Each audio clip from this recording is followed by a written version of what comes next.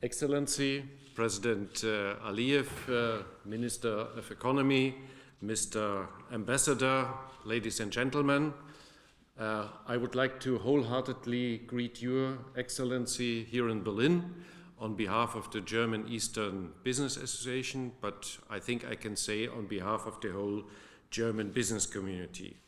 It's really an honor and pleasure that we can have today this discussion on the economic cooperation between Azerbaijan and the German business. It's for me especially a personal pleasure because we met just 3 weeks ago at the Munich Security Conference, and I'm very happy that we can today make our discussion more concrete about concrete projects, and I'm also very grateful that so many German companies today attended this very important discussion. We have almost 30 companies from different sectors here, and we have also the pleasure to welcome representatives of the federal government, Mr. Reichenbecher, Mrs. Allerich from the Ministry of Economy and Climate Protection. So also a warm welcome.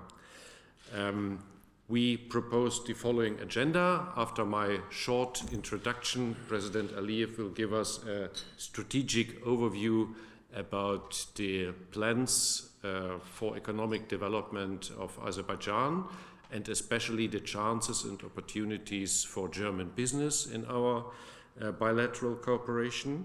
Then we will organize a roundtable discussion. We have clustered your companies, so we clustered 5 clusters: energy first, then logistics and infrastructure, third industry, fourth agriculture, and the 5th cluster is finance, technical, regulation and associations. I would ask everybody of you to make a short introduction of your company and your plans and projects in Azerbaijan. Not longer, please, than maybe 2 or 3 minutes. Otherwise, I will be very impolite and will interrupt you, because after every cluster, the President was so kind to comment and maybe react on your concrete proposals. So the time is of the essence, and also please be as concrete as possible. The best result of today's discussion would be if we will have a long list of follow-up. This is, I think, very important. So that was my short introduction, and I have the pleasure to give the floor to His Excellency President Aliyev. Thank you. Thank you very much, Mr. Harms. Thank you, ladies and gentlemen, for coming to this meeting.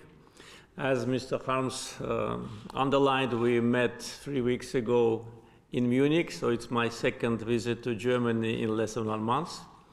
This time I'm in Germany at the invitation of the Federal Chancellor Olaf Scholz. Tomorrow I will have meetings with President and the Chancellor.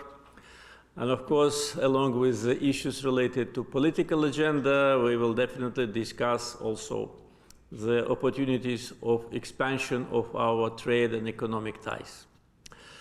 Azerbaijan's development allowed us to rely on our own resources. Country is economically independent, and that was one of the main targets of our government. We actually close to the conclusion of implementation of our projects which are financed by international financial institutions, and we are planning new borrowings. Last 20 years were the years of rapid economic growth, mainly driven by energy sector. Now the target is to work more on diversification of our economy, because with respect to the structure of GDP, now most part of the GDP is produced in non-energy sector, but still our export mainly is oil and gas. During the last 20 years, our economy grew more than 3 times. I think this is can be considered a world record. And at the same time, we, based on our reduction of the direct foreign debt strategy, reduced the foreign debt, and this 1st January 2023, it was less than 10% of GDP. So that was actually a target which I put in front of the government several years ago. Now when the target is met, we are restarting our borrowing strategy. We already started preliminary consultations with World Bank and EBRD and some other international financial institutions. But now, unlike previous years when we borrowed money for infrastructure projects, road constructions, railway, etc., now due to the growing capacity of our own companies and growing capacity of our industrial sector, we do not need any longer money for that. We will borrow money for those strategic targets which our country is facing based on the strategy 2030, which has been adopted relatively recently, and the minimum amount of funds which we will accumulate for implementation of the strategy will be 40–50 billion US dollars. In other words, we will continue borrowing on issues related to technological transfer, and at the same time, mainly we'll base our future economic plans on our own resources. As Mr. Harms mentioned, there will be also a cluster on energy. Just a couple of words on that. Azerbaijan was named recently, a year ago, less than a year ago, as a reliable partner in the energy sector for Europe by President of European Commission, Madam Ursula von der Leyen. It's a big honor to get such an appraisal of our accomplishment. Really, we're a reliable target.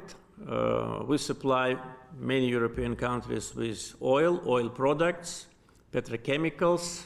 Some countries already start to receive electricity from Azerbaijan, and of course natural gas, starting something more than 2 years ago.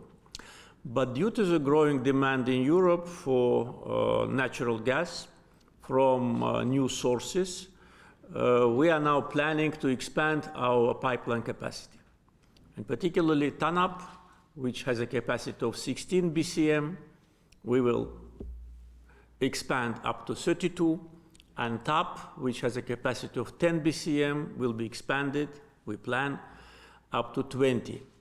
And that is mainly because of the growing demand from Europe, because you can imagine the pipeline of the length of 3,500 kilometers integrated free pipeline system, commissioned 1st January 2021, now needs expansion.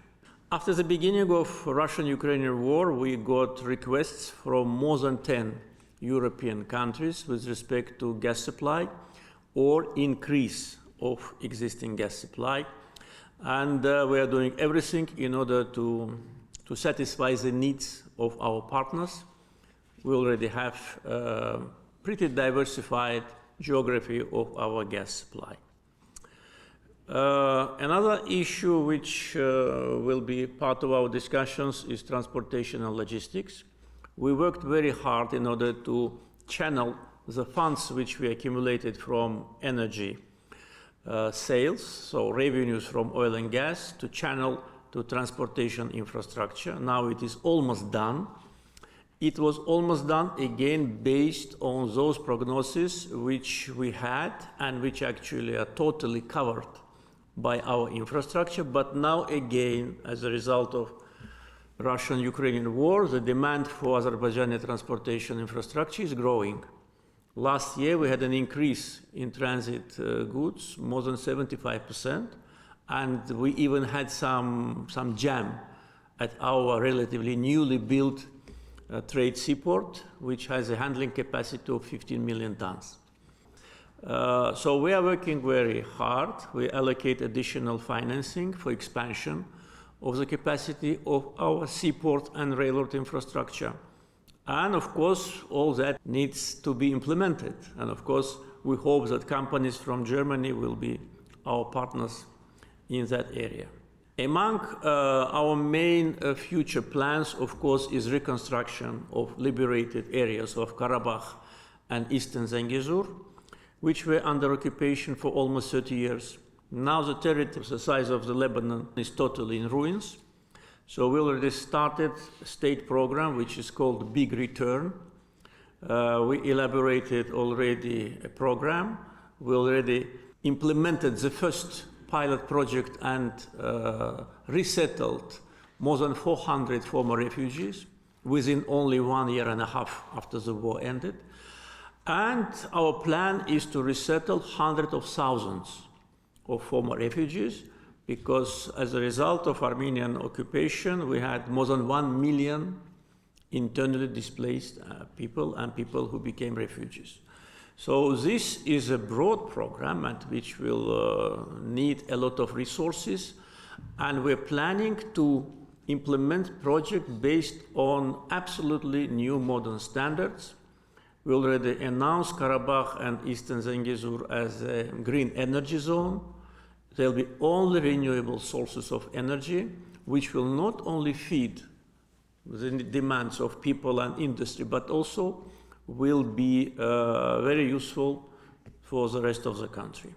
And also a lot of potential in renewable sources of energy. Probably we can discuss it more broadly during our discussions, but I can tell you that the potential of renewable sources of wind and solar in Azerbaijan are close to 200 gigawatt.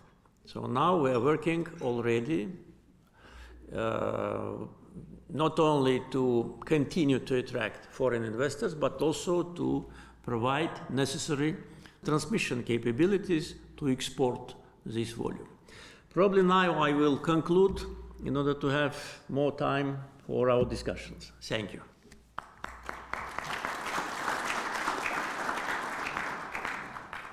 Thank you very much, Mr. President, for this clear strategic direction and also for the impressive numbers. This is very interesting, and I noticed how many of you wrote it down because this gives us very clear perspectives.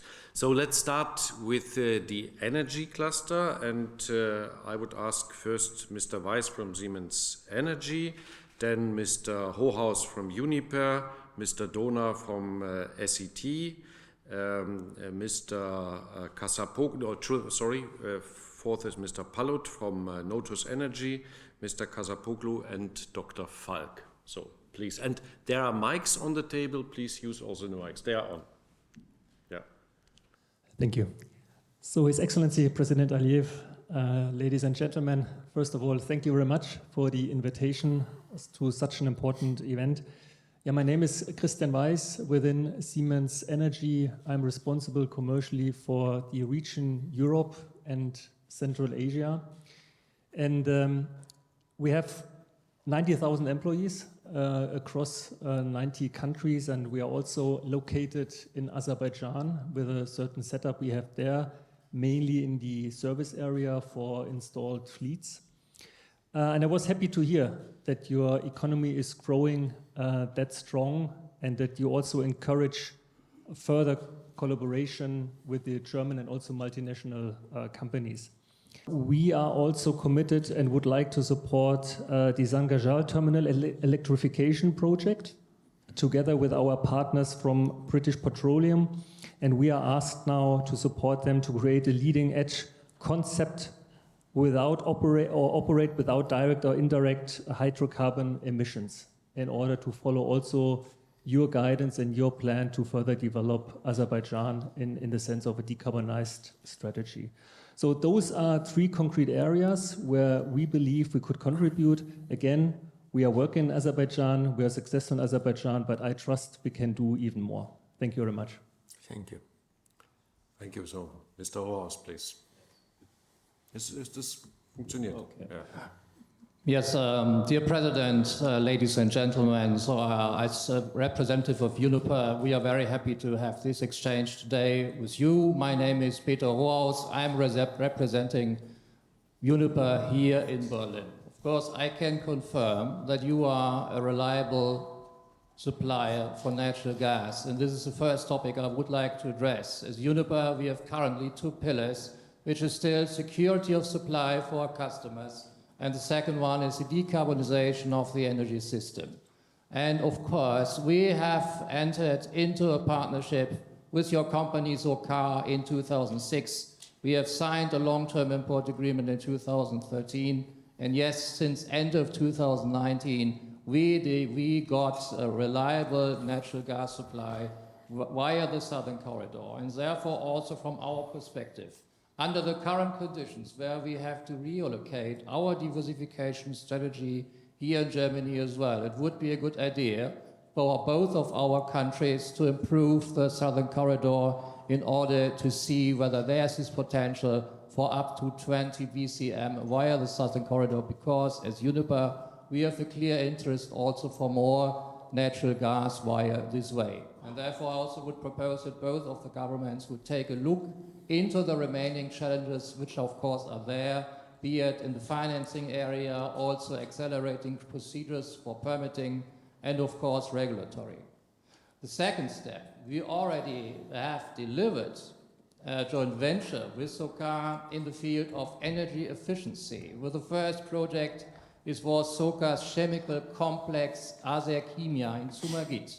And there we designed the first fully integrated combined heat and power plant in Azerbaijan. And this would be a further possibility to enlarge this project as well, because we are fully committed as Uniper to be decarbonized, also get rid of coal and power production up to 2035.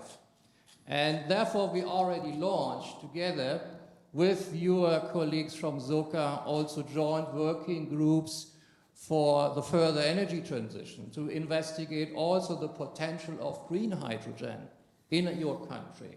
There's already also a small wind park we've started in the Shiloh Island. So yes, we see and we know for many years already that the potential of renewables is very, very high. And this could be the further pillar for a common bilateral cooperation, which should be supported by both of the governments in order not to be only in the classical field of energy with natural gas and oil. And you mentioned, Your Excellency, that is also very important for your country to diversify, and we would be willing to contribute to this. Thank you very much.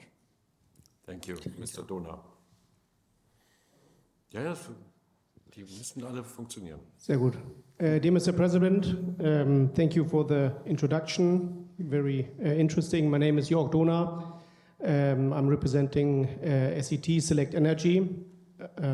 We are a relatively small, relatively unknown German family-owned trading company based in Hamburg. However, we have been active in the energy, specifically oil and gas industry since almost 40 years. And one of our first routes and footsteps were taken with Azerbaijan. We have dealt with, not myself obviously, I was still in school, but the next generation in our family dealt with colleagues of SOCAR and the predecessors in the 90s and 2000s. We have kept these relationships with SOCAR ever since, primarily in the oil and gas sector. However, obviously in the previous or last years, we have also transitioned, as your country did, from the conventional energies to new energies. Even though our field of expertise is logistics and transport, being a trading house. Therefore, we are not only active in Germany, but also in other countries around the world, be it Black Sea, be it in the Mediterranean. We have a very strong foothold in Albania, being one of the key countries for the TAP pipeline. And I think we have, even though not so strategic and political projects as my speechers, however, we hope to have some interesting ideas and projects on the logistical side, which we would like to continue discussing with you and your colleagues from Azerbaijan and SOCAR. Thank you. Thank you. Thank you. Herr Palut, bitte. Thank you very much. My name is Matthias Parrot, and I'm representing the company Nodus Energy in Potsdam, a project development company for renewable energy projects, mainly wind and solar projects. We started in 2001 in Germany, but we expanded our activities pretty soon in other countries. Which is not only European countries, but also Latin America. But we are also, we started our activities in Azerbaijan last year. We had some very promising talks with landowners, with electricity buyers and investors, and we still have not found the business case yet. Your country is blessed with a lot of resources, not only oil and gas, but as you mentioned it, also solar energy and wind energy.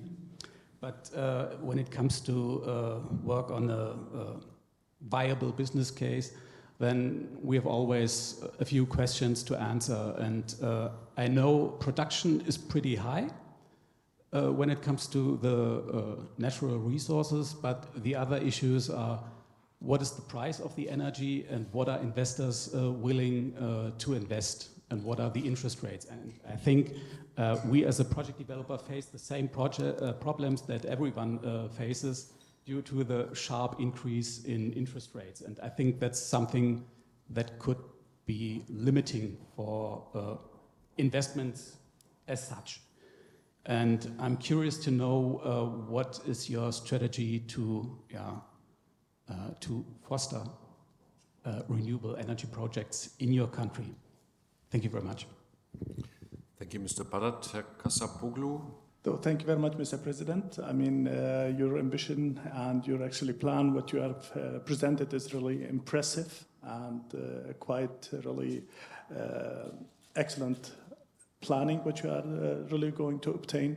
And my name is Edison Kasapoglu. I'm the CEO of Edison Technologies, an engineering group, which we are since 2004 on the market, and we support mainly large governmental projects in the background with our associate engineering worldwide. Today, I'd like to address 3 points to you, Mr. President, and hope to for your feedback. The first one is actually to give you an idea. 2018, August, after the Caspian Treaty has been ratified by Mr. Putin, we started to create a platform with Air Liquide, Sinopec Engineering, Mannesmann, and Salzgitter Mannesmann to obtain the Trans-Caspian pipeline from Turkmenistan via Azerbaijan to Europe. We planned actually, all this was actually been implemented quite to a certain extent, but unfortunately we haven't been able to execute it to the next steps. And here I would like to ask you, President, about your opinion about the Trans-Caspian pipeline to rescue this project again. Because at that time, 2018, as I said, in August, we already have been, it was also in media been published that with our consortium, we created a complete hub and cooperation to establish this project. And we also had a very large financing institution, which were also on board to support the financing of this project. That's one part. The second one is, actually, we have also the possibilities. Actually, we have already the commitment with DESFA and SNAM to receive a gas on Kipri hub between Turkey and Greece, 1 to 3 billion cubic meter of gas towards Europe. Sure, SNAM is actually a company who provide a pipeline to European countries. And we would like to understand whether Azerbaijan could support us with this capacity, because we already have discussed also with Botash, and they would also give us the capacity on Kipri for this type of volume. And the third point I'd like to, it's in a generic actually request, which I would like really to point is, we had 2 weeks ago also a delegation from Uzbekistan. They would also had a huge ambition to implement solar panels, huge power generation, solar power generation, and you mentioned that before, Mr. President, the same way. But we as an engineering company, we believe, and we started 2014 to cross these issues to all implementing the solar panels or solar energy power to the market, because at the end we are, right now, as I can see, it was almost more than 95% depend on Chinese supply of solar panels. So, and the majority of, let's say, production of this monocrystalline or polycrystalline wafers are mainly driven by 85% of energy, which means the cost of production of solar panels is not a rocket science. The major cost and the science is actually providing from silicon, we call it, let's say, quartz silicon, getting to the ingot and producing wafer for solar panels, and then produce the panels for the solar energy. And that's the last step, actually, where we are right now, also European. Time, sorry. I'm done. Yeah. That's the last question. And my question is to you as Mr. President, would it be possible, because we have the technology, we have also the the consortium, would it be, let's say, interesting project for the country to build such a very high energy intensive production line to produce solar ingot to sell the panels to everyone across the world? That's the third question I would like to address. Thank you very much, Mr. President. Also, Mr. Ham, thank you for this. Thank you. Very concrete questions. Last but not least, in the energy cluster, Dr. Falk, bitte. Thank you, Michael. Dear President Əliyев, my name is Thomas Falk. I am the founder and CEO of Falk Consulting, an independent consulting firm. My team and I advise mainly large international cooperation on political and economic issues, as well as business development, with a focus on Eastern Europe, the Caspian Sea region, and Central Asia. In this function, I'm grateful to be able to participate in this extension today on behalf of my two clients. With Nikiso, we represent an original Japanese company, which is one of the leading equipment manufacturers in the field of pumps, as well as liquefaction and separation plants for natural gas, hydrogen, and other industrial gases, as well as CO2 storage and liquefaction. The group is already active in Azerbaijan and has, for example, supplied equipment for the production of liquid oxygen, nitrogen, and argon to the local company Artsenko through a German subsidiary Kyotech. In the future, Nikiso would like to expand its presence and has a high and correct interest in supporting Baku shipyard, and Summit Technologies Park with its technology in the field of air separation as well as CO2 storage and liquefaction. There are also approaches to supply China service and other gold with current tanks and pumps.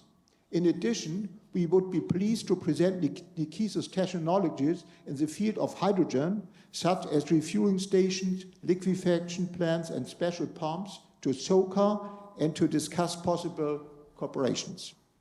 Besides Nikiso, we represent Sana Kliniken, the third largest private hospital chain in Germany.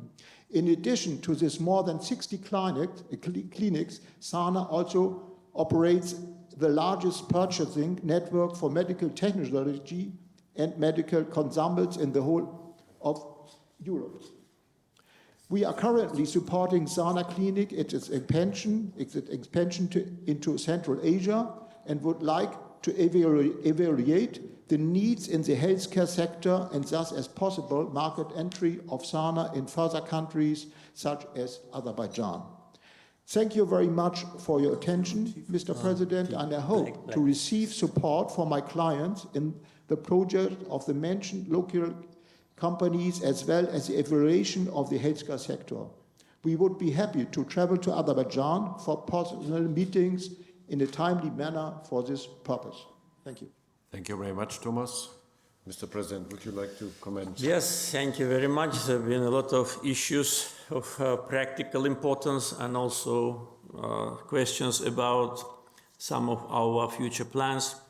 I will start in chronological order. With respect to Siemens, I was participating at the opening of the inauguration of the Sumgait power plant, 525 megawatt. That was the first power plant which was built based on the modern technology in Azerbaijan.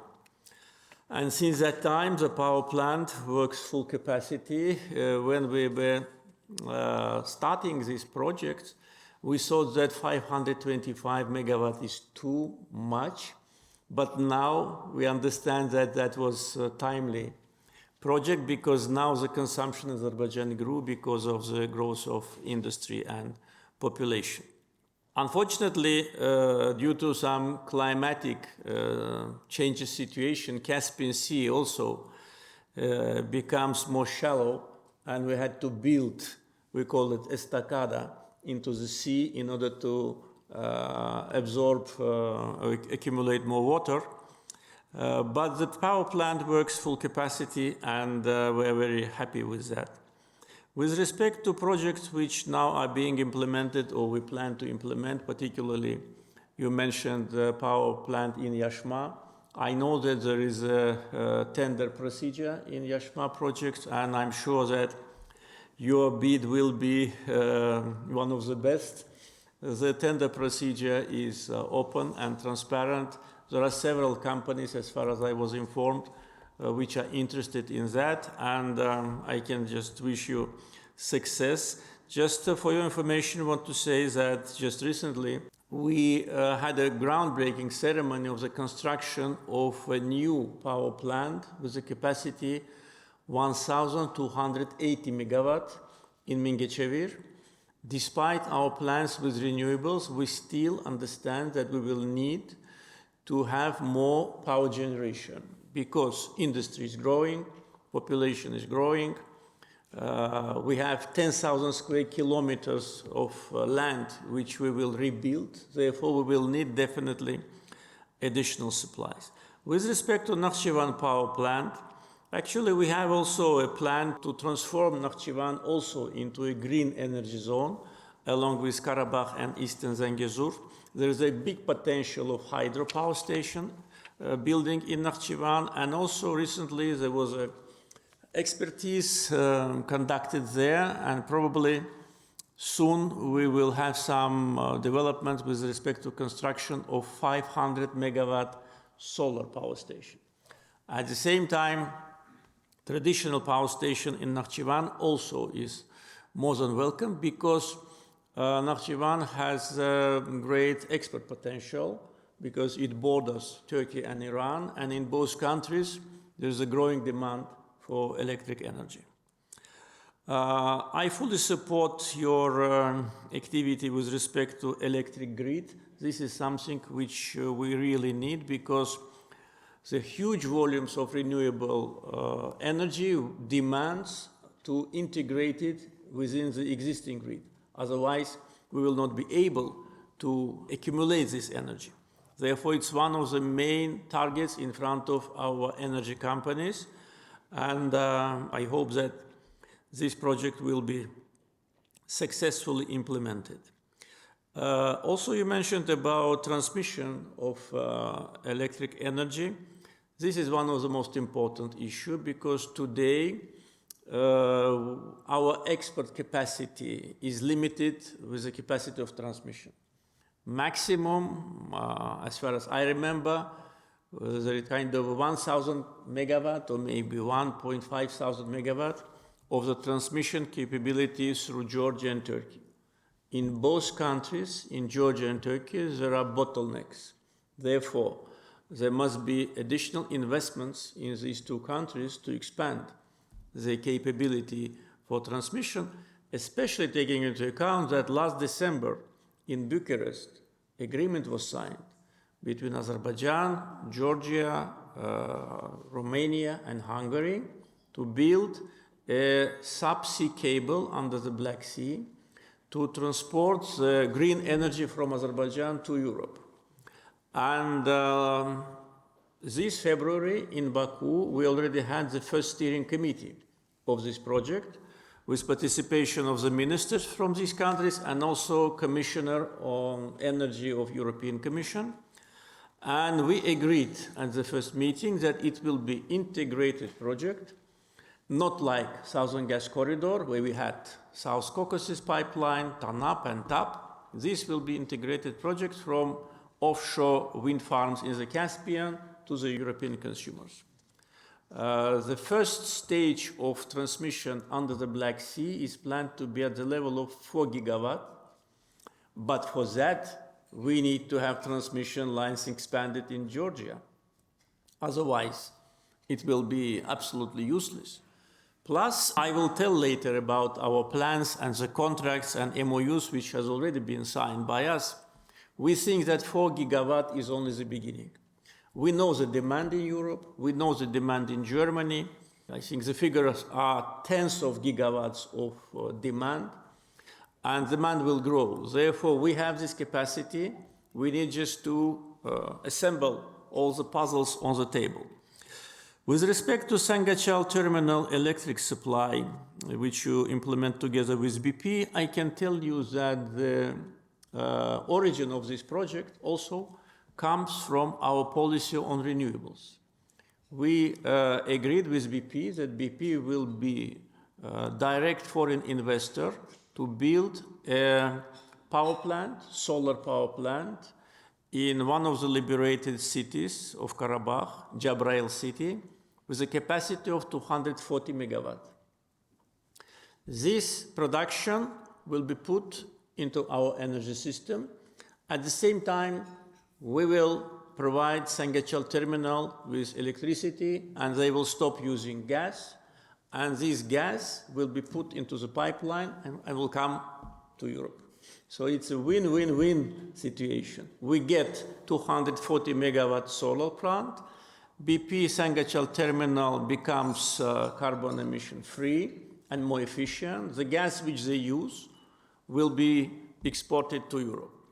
So this project, which we consider to be very important with respect to energy efficiency. And there is another project which SOCAR is working on, is to build the electric cables to our offshore platforms, so that offshore platforms do not use natural gas for their operation. They will use green energy, and the natural gas which is so far used at their power stations on the platforms will be transported onshore and then again shipped to Europe. So we are not only increasing the production of gas, taking into account the growing demand in Europe, we will accumulate additional gas from energy efficiency. With Uniper, as far as I know, the contract of purchase and sales is one of the longest. It expires in 2045, as far as I remember, and then probably it will be expanded because our plans to supply Europe with natural gas will not be limited by this time. As far as I know, your joint venture projects with respect to energy efficiency in Sumgait is coming to an end this summer, and you mentioned that you consider enlargement of this project, so I fully support it. Yeah, I fully support it because Azerchemia needs it, so cooperation already has a good history. You are our client with respect to natural gas, and of course, the more joint business we do in Azerbaijan, the better. With your project of green hydrogen in Chilov Island, as far as I understand, it's kind of a pilot project for you because really the volume is small. I will tell maybe some figures about our plans, but I would advise if you consider projects related to renewable energy and to all our partners who are interested in that, I will just give you some information about what is happening, including the pricing. So existing domestic price for electric energy in Azerbaijan is affordable to foreign investors. This is first. Otherwise, they wouldn't have invested. Today, we already have 2 contracts which are being implemented. One signed with Masdar, another signed with Aqua Power.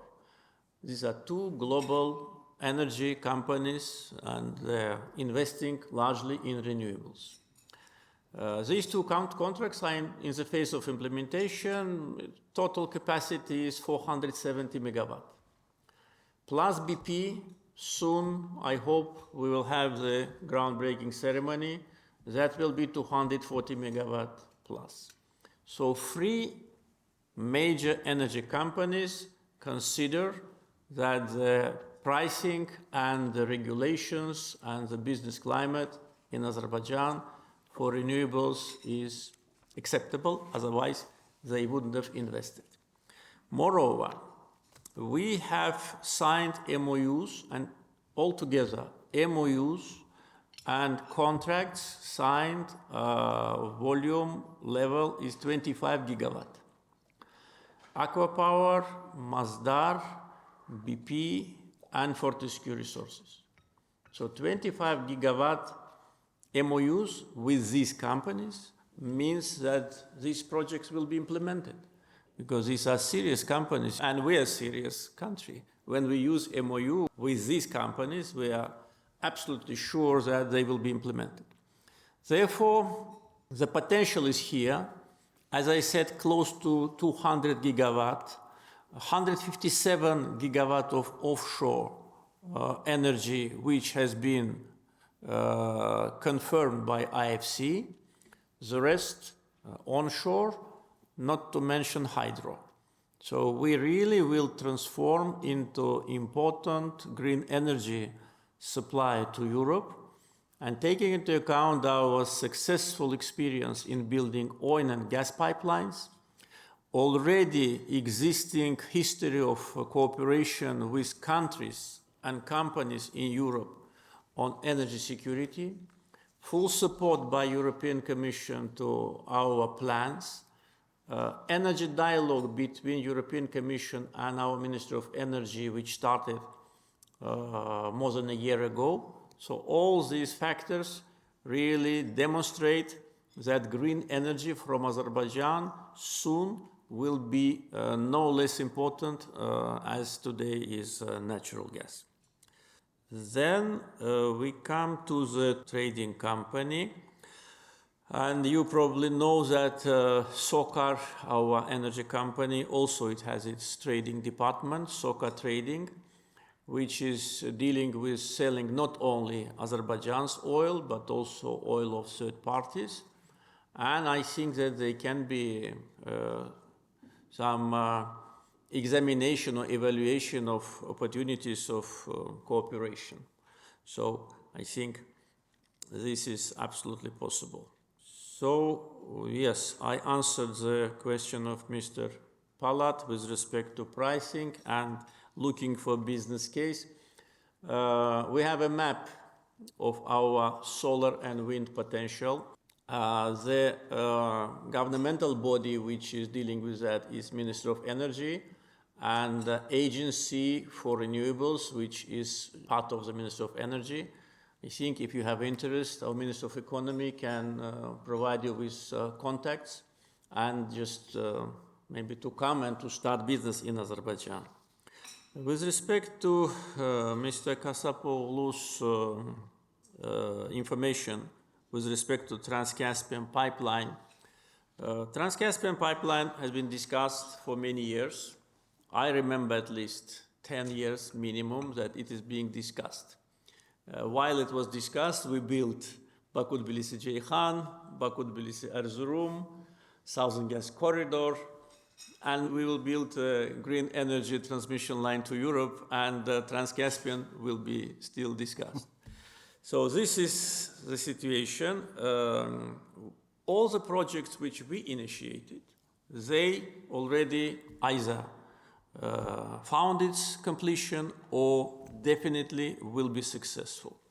Trans-Caspian for us is not our project.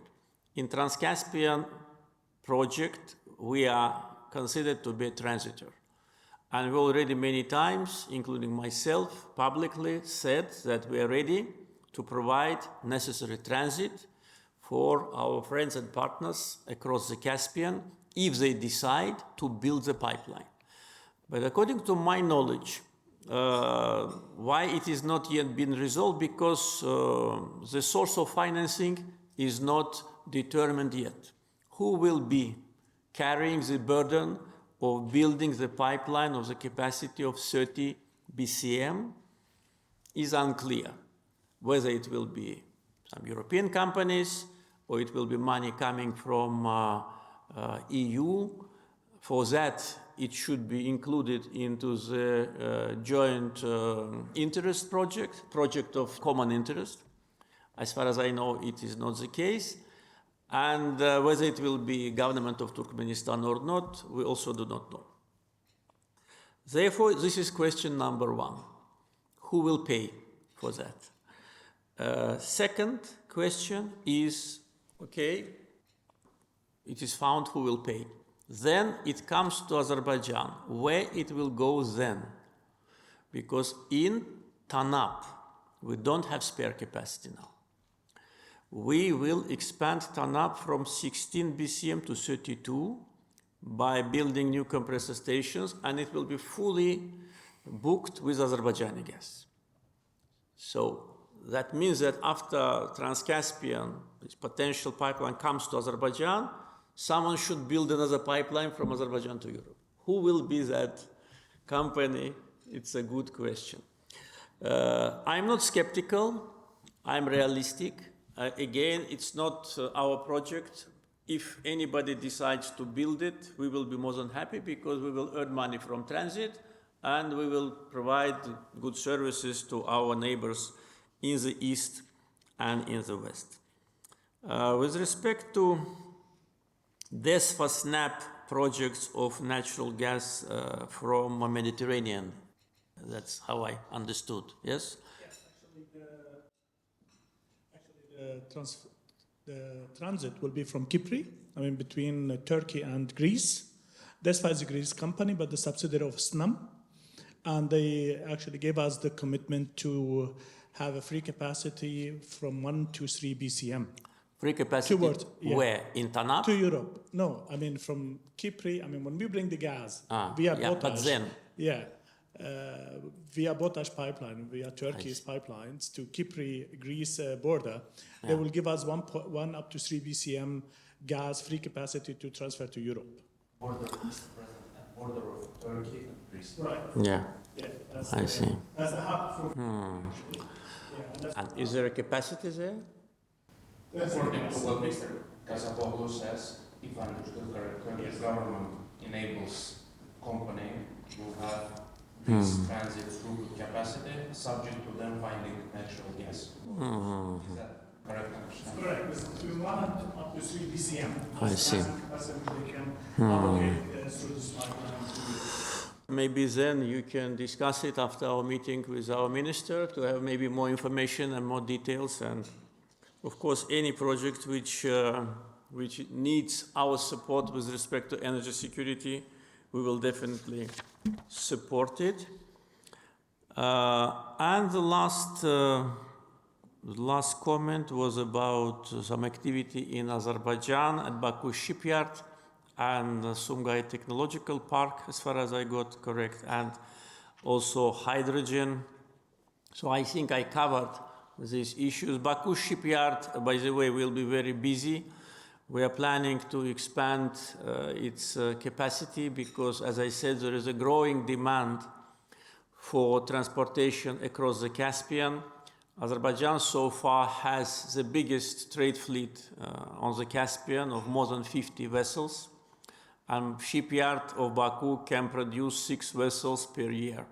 And this is not enough for those volumes of oil and dry cargo which we expect from Central Asia and probably from China. You probably heard that there is a project of construction of railroad from China through Kyrgyzstan, Uzbekistan to the Caspian Sea. And definitely then, after it gets to the Caspian Sea, it will go in our direction. So we really are now in the process of serious assessment of potential transportation volumes through Azerbaijan, and we must be ready for that. We must invest, and there'll be a lot of, investment opportunities or contract opportunities in that area. I think I tried to cover all the issues. Thank you very much, Mr. President, for these very concrete comments. Before coming to the next cluster industry, I forgot, frankly speaking, Mr. Tröndle, who comes from the solar capital of Germany, from Freiburg. Mr. Tröndle, maybe short comment on the, I think, on solar, yeah? Yeah. Yeah, I'm coming from Freiburg, unfortunately a little bit late because train was late. Sometimes it happens, sorry. Freiburg is a capital of solar industry, I would even say worldwide. And we have a very big scientific basis with more than 1,000 engineers.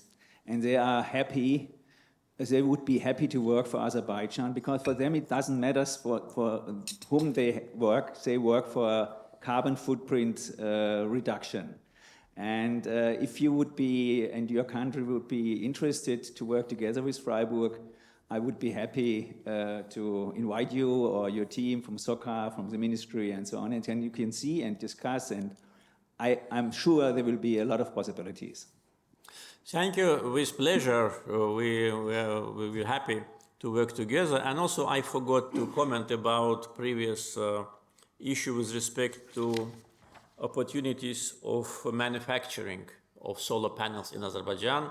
We'll be happy to work with you or any other company, because, as I said, there'll be a big process, a big development. Today, yes, sure, most of the solar panels which will be used in our solar power plants are panels which are produced in China. They're good quality and very affordable price. As far as I know, European producers are a little bit more expensive, to put it mildly. But if we organize a joint manufacturing in Azerbaijan, taking into account the labor force price, taking into account the energy price and local demand, I think it can work. It can be competitive. Yes. This is point, because in Freiburg they developed a new generation of solar panels which are more flexible, and especially for agri-photovoltaic.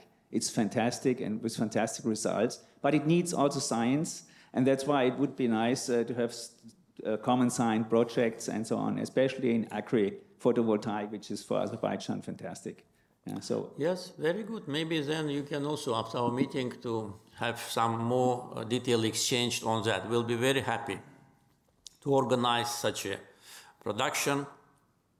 We are now in the final stage of completion. All the necessary infrastructure for a free zone, which is situated close to Baku, on the shores of the Caspian. This free zone already has first residents, and maybe some more information about free zone, its regulations and advantages can be provided by our minister later today. Okay, thank you very much. We come to the next cluster in industry and also building. We start with Mr. Knotzer from Knauf, then Mr. von Michaelis, Mr. Schulz, Mr. Kappelhoff, and Mr. Röko. So, Mr. Knotzer, please. Your Excellency, first apologize me for being late. I'm a general partner to the Knauf Group. Knauf is a worldwide leader in building materials. We had 15 billion of sales last year and 42,000 employees in 90 countries. In Azerbaijan, we do marketing and trading since the 90s. And since 2008, we have a partner where we build in Ganja materials for the local building industry. Our products are mainly based of gypsum, and we have 80 quarries worldwide and 4 underground mines. That's our raw material. That's where everything is based on. It's gypsum. And here I have a plea to you and the ministries. We run out of our gypsum reserve, and there is a lot of gypsum more in Azerbaijan, and we need support for more capacity, because we want to increase our capacity locally for production. We want to add more products in Azerbaijan, and we also want to export into Georgia, and if politics allow, also to southern neighbors in the Caspian. So this is my plea. Maybe we can get your help. Thank you. And you have some difficulties in getting access to the new reserves of gypsum. Did you discuss it with local officials, with the Minister of Economy? So far, we did not get in touch directly because it's with the partner, but we have an issue with the quantity that is there. So we really need support. So existing reservoir is almost depleted, yeah, and we need more licenses and a new area to mine, so we can continue to be productive. Yeah, I fully support it. I know the project. It was implemented, as you said, in 2008, close to Ganja city, I think on the territory of Goranboy district. And I think this will be possible to resolve. Maybe you can give some additional information to our Minister for Economy. And definitely, we always support foreign investors, and your company is one of them. And you invested in Azerbaijan in the years where we just started our diversification process. So you were one of the first from Germany. So of course, we will be glad to continue. I haven't heard that you already emptied the reserve. Probably you work very hard. So it's good indication. But also I now give instructions to the Ministry of Economy to look at it seriously and to find additional reserves for you so that you can continue to operate. And as far as I know, you supply 100% local market, so no more imports come from abroad. No. On the contrary, you export yourself. Yes, we export a little bit to Georgia, and we want to increase by building a plaster mill, and we also want to increase our share in our partnership with our partner locally. Yeah. If any assistance is needed for that, Minister of Economy is here. After the meeting, he will be ready to see how we can assist in solving the problem. With the reserve, it is, I think, easy. With your relations with your partners, we cannot interfere. Yes. Okay, Herr von Michelis. Your Excellency, it's a great honor to be part of this round table discussion. I am the CEO and founder of Global Clearance Solutions. We are active in the area of demining or mine clearance. I visited Azerbaijan and the Karabakh region several times, and I could witness myself the destruction and the contamination with landmines and other remnants of war. Meanwhile, we've delivered equipment, German-made technology, to the Ministry of Emergency Solutions. In the last few months, we've completed a very extensive mentoring and training program. We not only develop equipment, we also run our own operations in other countries. So we would be capable to not only provide qualitative equipment, but also the support to effectively deploy this equipment. So we would like to intensify our relationship with the government of Azerbaijan to accelerate the development of the Karabakh region and allow the refugees to move back to that area. Thank you very much. As you know, it is one of the biggest challenge and obstacle in front of us to resettle former refugees sooner than later, because according to our very accurate estimation, Armenia planted more than 1 million mines during the times of occupation, and since the war ended in 2020 November, we had almost 300 Azerbaijanis either killed or seriously injured. Our potential is relatively limited, though recently we purchased equipment from different countries, including European countries. Even we now use drones which can detect from the air. And also training is very important, so thank you for that support. And we need to maybe look in more details to your proposal, because frankly speaking, when we were looking to invite foreign companies to operate, the price for demining was much higher than local.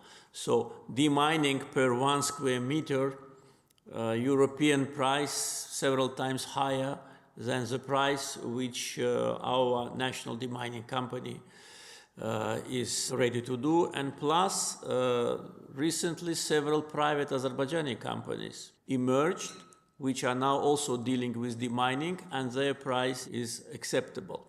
Because as you can imagine, it's a very costly thing, because 10,000 square kilometers, of course, not every meter of that will be checked, because it's high mountains, and of course we know where the potential mines contamination is.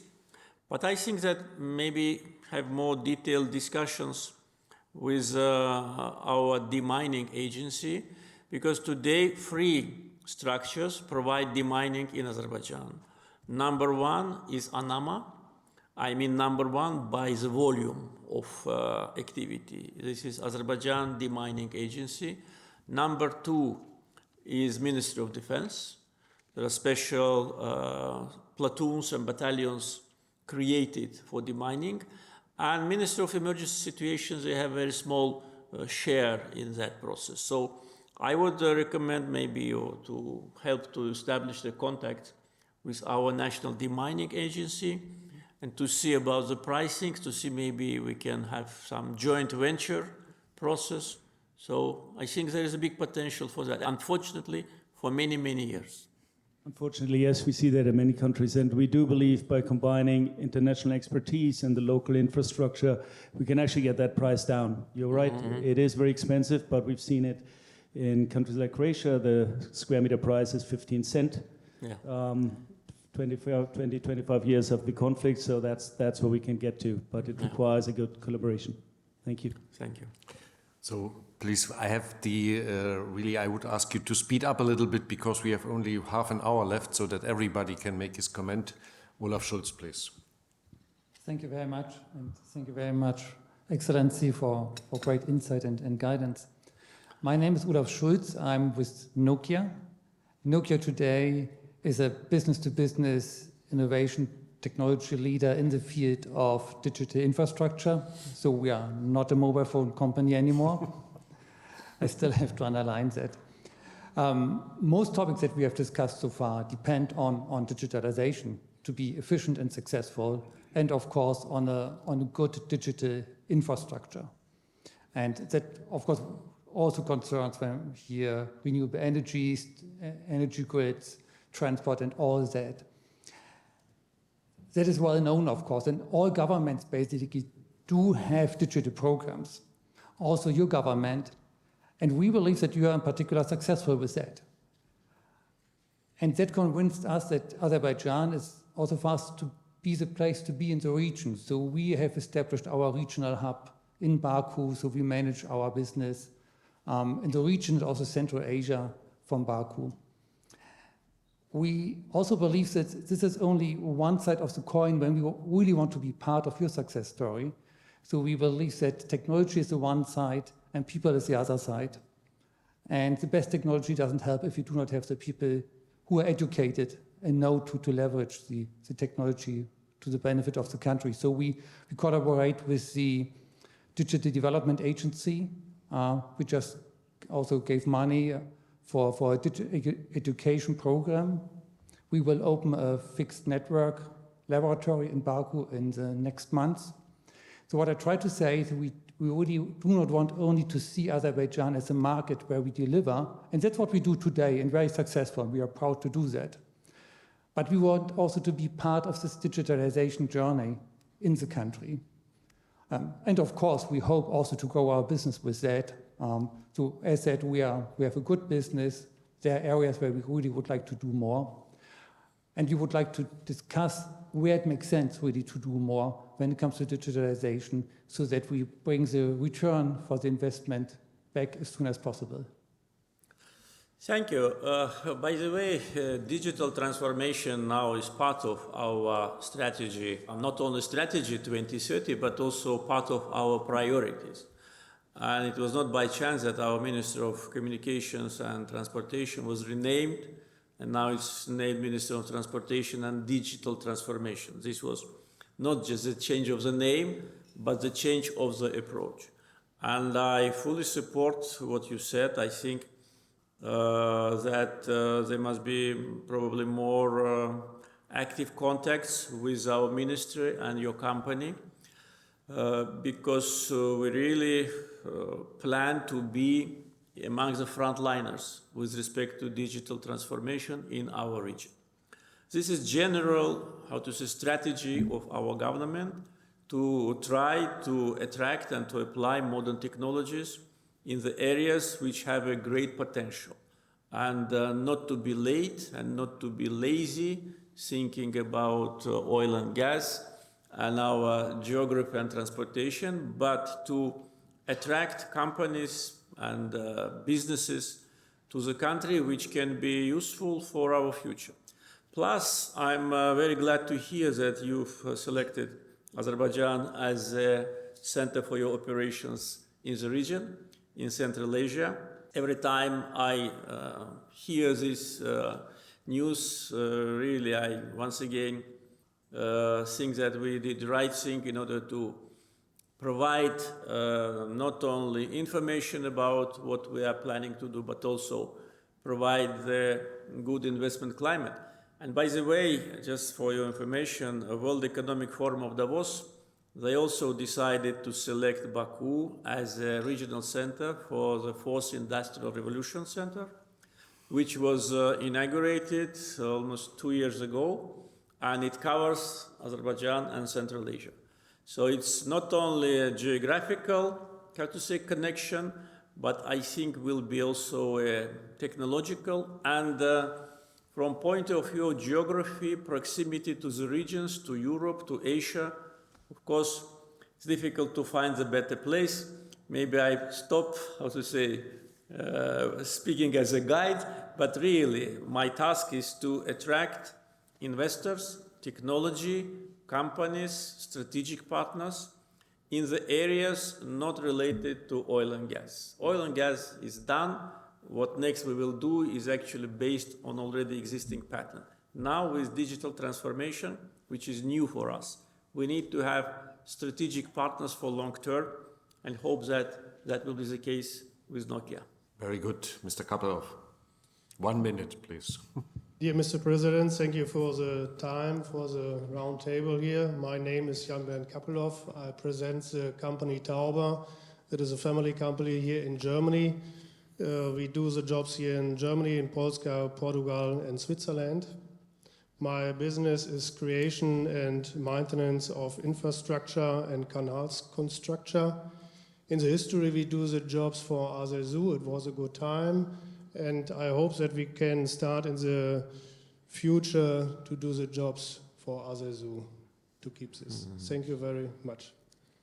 Thank you. There'll be a lot of things to do with respect to water distribution. We are implementing the projects now in many cities where we still need to upgrading of our water supply and sanitation. And our target is to have 100% coverage of the drinking water all over the country. Of course, it will be difficult to do because it's a big scope of work. But we also have plans in order to have some structural reforms in the area of water management. The time has come for that. Now the government is evaluating different options and to apply the modern technologies with respect to water distribution, especially now when we see that there are less and less waters every year. We see it, unfortunately, as I said, Caspian Sea is becoming more shallow, and also we have less water in our rivers, in transboundary rivers and in the rivers which take source in Azerbaijan. So water management and efficient water management will be definitely one of the priorities for the coming years. Your Excellency, Mr. President, I'm very honored also to be here in this group. My name is Marius Reiko. I am Managing Director of Gerber Architekten. We are architects, landscape architects, urban planners, and of course interior designers. Now we have been building for about 60 years in Germany, also in Saudi Arabia and in China. And mostly in the public sector. So we've been helping also Germany with universities, public sector buildings, libraries, health projects, and many other useful buildings in the environment. What we're experiencing currently in Saudi Arabia is also the transition from a fossil fuel-based, energy-based society to a renewable-based society. We've been instrumental driving the change. And we have started activities last year in Azerbaijan in Baku. I've also visited Karabakh. We have talks with the mayor's office about park designs in your city.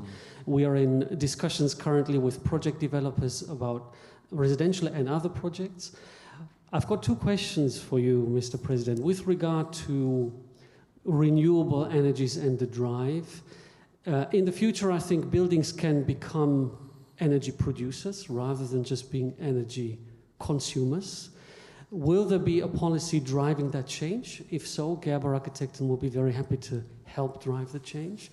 Secondly, my observation traveling around Baku is with the influx of people, I believe with the growth and the success of the city, there's a congestion issue that is visible. We've experienced this issue in other places. Is there a transit-oriented construction plan or a metro plan that you would like to share with us in the future? Thank you very much for your attention. Thank you for visiting Azerbaijan, and you visited Karabakh, and you know, probably you are aware about our plans. We already approved the master plans for all the cities. Now more than 20 villages master plan have also been approved, and we invited also international companies, you know, from different countries, and also local companies. And as I said, in Karabakh and Eastern Zangezur, we want to build the residential areas and public spaces ecologically friendly and very easy to live and with good access to transportation and all the services. With respect to your question about the buildings which produce energy, during my participation at Davos World Economic Forum, I met the owner of one company, don't want to name the country and the company, who gave me this information. It was a kind of, for me, very interesting news, and immediately I gave the instructions to the presidential administration, which is a coordinator of all the reconstruction in Karabakh, and now we started already to work on the pilot project. The pilot project, probably the feasibility study, will be ready maybe in a couple of months. Building itself looks very beautiful, very impressive, and it itself produces not only the panels, but so if you have this technology or if you have this know-how or you can make proposal on that, that will be more than welcome, because this is really a kind of absolutely new development, new technology, and I think for Karabakh it will be very appropriate, especially taking into account that it is a green energy zone. With respect to Baku city development, you've been to Baku, you know the city.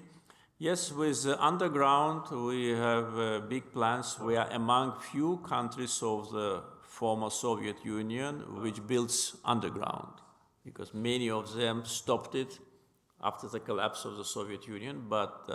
And we have a strategy, and also we are now working on integration of our public transportation with underground, and we are now close to applying the unified system for that. Plus, population is growing, Baku becomes bigger and bigger. Therefore, now we are elaborating the new projects with respect to the traffic, roads, bridges, tunnels, all that is in the process. Plus, a lot of interest now, and again, a kind of a new construction boom. because Baku already had a couple of waves of growing market of residential compounds.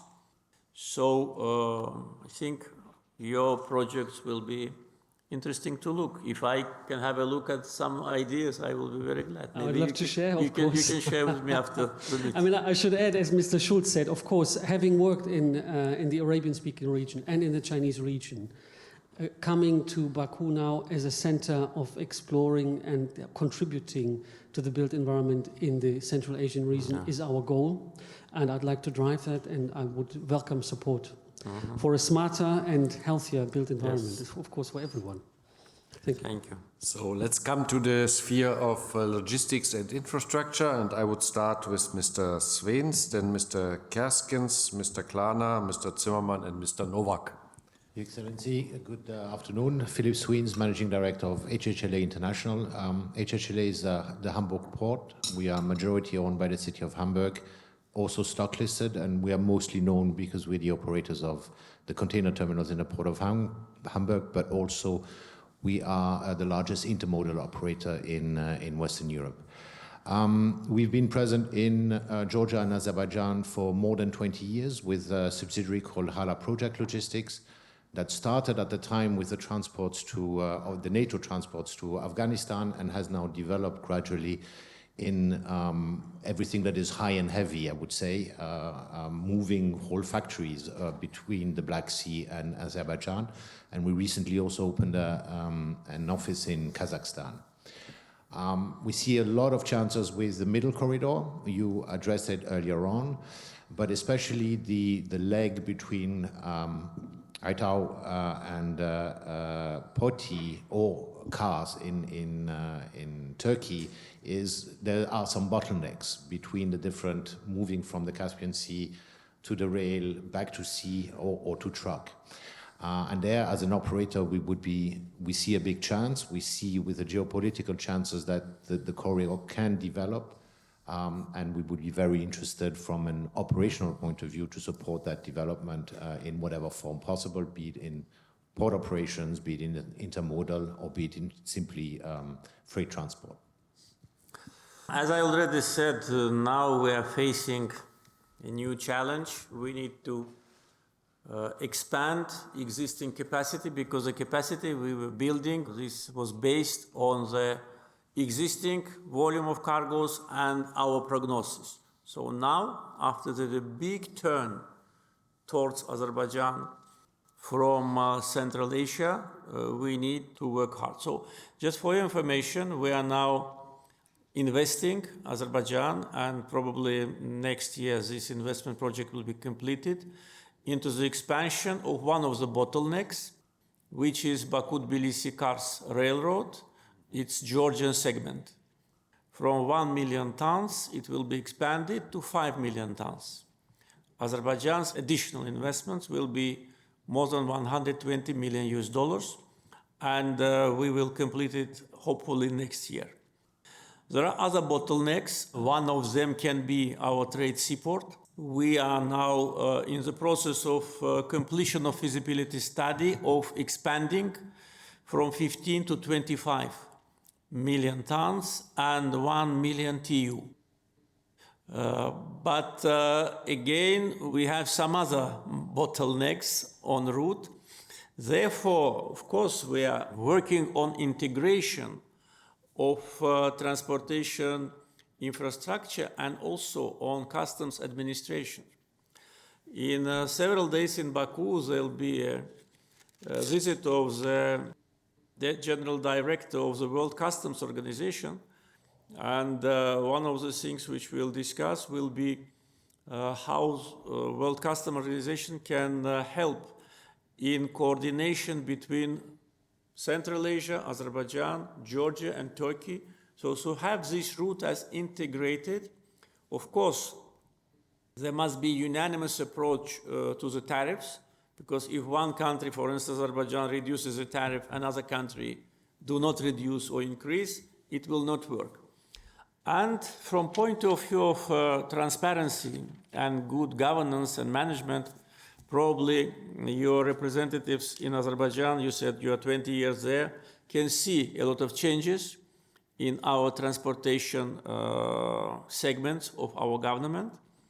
And it is transparent, it should be efficient, and being able to accumulate the cargoes. Plus, we should not forget that there is another transportation corridor, north-south, which also crosses Azerbaijan.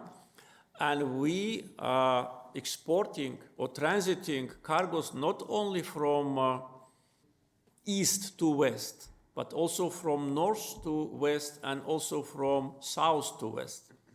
So the pressure on our railroad infrastructure, seaport, and highway will grow. So you know that we have a diversified railroad system, but now we are upgrading our railroads in order to increase the speed of trains, so that will make transit time even shorter.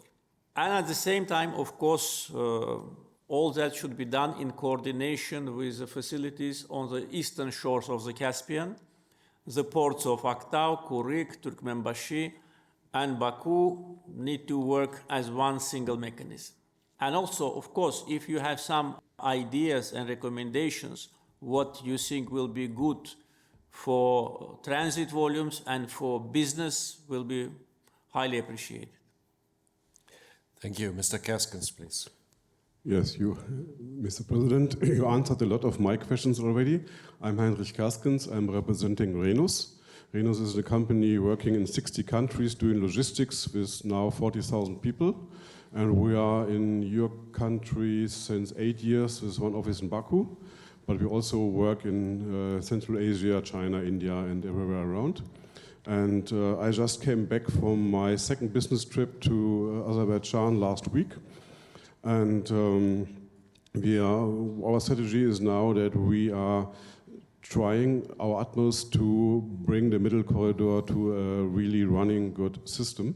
And for that, I also had talks to the advisors of the Minister of Economy, yes, and to the advisor of the Minister of Transport, and with the CEO of the port of Baku in Alat, and the CEO of the Alat Free Zone.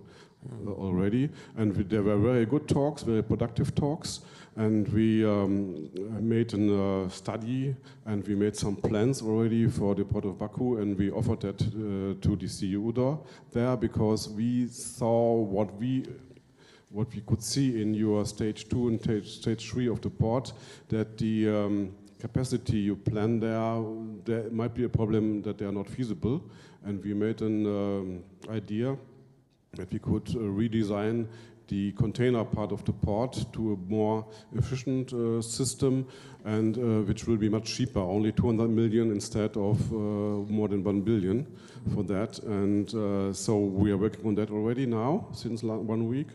And the other thing is we discussed with the Ministry of Economy is the shipping on the Caspian Sea. Because what is there now is not feasible to really stand the pressure of transport needed in the future. And there is the need, in our opinion, to design a Caspian Sea optimized ship. Because, as you already mentioned twice, the Caspian Sea is going more swallow. And so there is a problem with draft, as we know that in hinterland here in Germany with the River Rhine. And so there needs to be a design of a special shipping concept, which could bear that, which could bear the ice and the waves also. And there is some R&D has to be done. And we see in future there is a need for these optimized ships with between 20 and 40 of them, maybe distributed between Kazakhstan and Azerbaijan. But because ships tend to run more than 20, up to 40, 50 years, we think also the propulsion technique should be already for the future beyond oil. And all that should be done jointly together with ministries, with people from the industry, with universities. And that can't be only invested by a private company, that should be a joint effort of state. And the last thing I want to mention, you already mentioned that, is the Baku-Tbilisi cars line. and you are also shareholder or in the operation in Hakalaki, which is the gateway to Turkey in cars. And what we see there is that the planning of the terminal is definitely not a feasible terminal, and there should be done a very, very urgent redesign. And we are willing to help you with that, but it should be done, otherwise there won't be any good connection to Turkey. Thank you very much. Thank you very much for your valuable ideas, and I'm glad that you've been recently to Baku and you met all the officials. You mentioned Alat Prison, Port, Ministry of Transportation and Economy. Good contact for that, and of course your recommendations with respect to optimized design of ships will be very valuable, because as far as I know, the idea was just to continue construction of the ships which we have, whether it's a dry cargo ship or tanker, but if due to some reasons or maybe some shallow waters and some canals digging, we still have to dig canals on both sides of the Caspian. If there is a kind of a new approach to optimize ships which can be bigger capacity or can go faster, I think that will be taken into account. And with respect to the terminal in Halkalaki, also will be interesting, because I'm not deeply, how to say, involved in these technical issues. My, how to say, target was to provide financing for expansion of Baku-Tbilisi cars, but of course we need to do it based on the efficiency, and also with respect to expansion of the seaport. If we can do the same thing with less price, of course we have to do it. And definitely we'll be very glad to get your proposals. I don't know whether the Ministry of Economy already got these proposals or not. Yes? Yeah, Mr. President. So, yeah. With colleagues on evaluating. Basically, this is based on private-public partnership approach. I think we're a few weeks maybe from coming to decision making. So in few weeks, there'll be already a proposal to make a decision, right? Yeah. Very good. So you will inform me about that. Thank you. Yeah, dear Mr. President Aliyev, Minister Jabarov, thank you very much again also from my side for taking time. My name is Henrik Klarner. I represent the German business of Thales in Azerbaijan and in Georgia. So actually I'm in Azerbaijan for more than 12 years, and as you may know, we have realized projects for Baku Metro, for example, in the last few years. In the future we will be even more concentrated to make business with Azerbaijan Railways. Just 3 weeks ago I did have the honor to meet Mr. Rustamov from Azerbaijan Railways, so we talked about the modernization and rehabilitation for the east-west corridor from Baku up to the Georgian border. And we have also discussed the section from what we call the north-south corridor from Iran coming via Baku up to the Russian border. So that's definitely one of our key issues in the future. Means we are ready for business in order to improve Azerbaijan Railways. And with the first project, I can say that the idea is to install a competence center of the company in Baku, which should be then the heart for the activities in Azerbaijan, Georgia, and Central Asia. Just one additional information. Actually, the German part of Thales will be sold from Thales over to the Japanese company Hitachi. So in the future, I will act, or the company will act under the name Hitachi Germany. So there's no any more activities of Thales in Azerbaijan. It's replaced, but the business comes from Germany. Thank you very much. Thank you very much. All these projects are very important. I am very glad that you met with officials. With respect to metro construction, you know our plan is we do it step by step. With the railways, yes, we need to upgrade, as I already said, and east-west is mostly done, but the north-south, the speed of the trains is very low. So now we are investing in the reconstruction of railroad from Baku to Russian border. and hopefully in a couple of years it will be done. And also we are planning to change the direction of the railroad, which goes in the south direction, because now it goes right on the shore of the Caspian Sea. So potential of north-south transportation corridor, potential volume of cargoes will be from 15 to 30 million tons.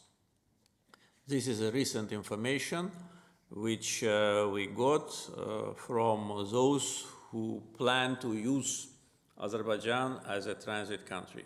Therefore, we should have such a railroad which will be able to transport this volume. We hope there will be a lot of business activity on that route, not only building the railroad, but all the necessary additional industrial, commercial infrastructure. And of course, the railroad should be built based on the modern standards. So really, without direct access to open seas, Azerbaijan is already becoming an important transportation hub, because it's not only from east to west backward, but from north to south and from north to the west. Because you know that there is a big need now for companies to find new ways of transportation of their cargoes in order to be able to export their goods. So transportation will be one of the drivers of our economy, and we hope not only from point of view of getting transit revenues, we want en route to create additional opportunities for business, mainly small and medium enterprises, and a LAT-free zone will be instrumental, I think, in bringing foreign manufacturers to Azerbaijan. Felix und Mirko.